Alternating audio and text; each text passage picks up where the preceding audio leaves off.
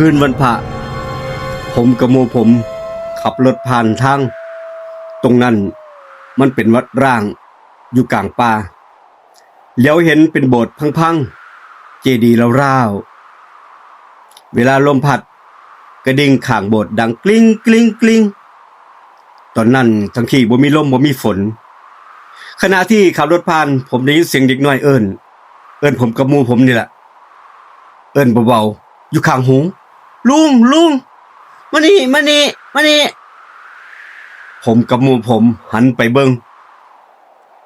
บ่มีผู้ใดตอนนั้นหมู่ผมเหยียบเบรกทันหันรถดับทั้งที่เป็นรถใหม่ตกใจหรือว่าอิหยังเกิดขึ้นไฟหน้ารถกระพริบสาดไปที่บันไดโบสถ์ทันทีสองเฮาเห็นมีเด็กน้อยยืนอยู่เด็กน้อยคนนั้นหัวโล้น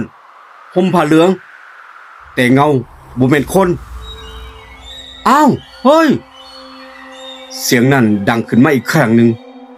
เสียงเด็กน้อยที่หัวโล้นห่มผ้าเหลืองซอยผมแน่ซอยผมบอกไปแน่ผมกับหมู่ผม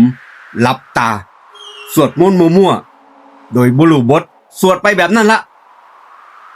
ท่านใดนั้นรถกับหมู่ผมนี่แหละรถไม่เครื่องติดขึ้นมาเองอยู่ๆก็ติดขึ้นมาเองเนี่ยแหละเฮาสองคนขับรถออกจากวัดออกจากมหันต์โดยแล้ว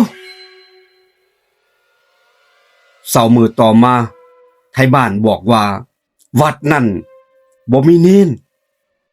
เพราะเนนทั้งเบิดตายจากโรคหาว่าตั้ง100 กว่าปีแล้ววัดนั่นบ่มีเนนจำวัดอยู่เลยมันเกิดขึ้นได้จังไดฝากคอมเมนต์มาใต้คลิปนี้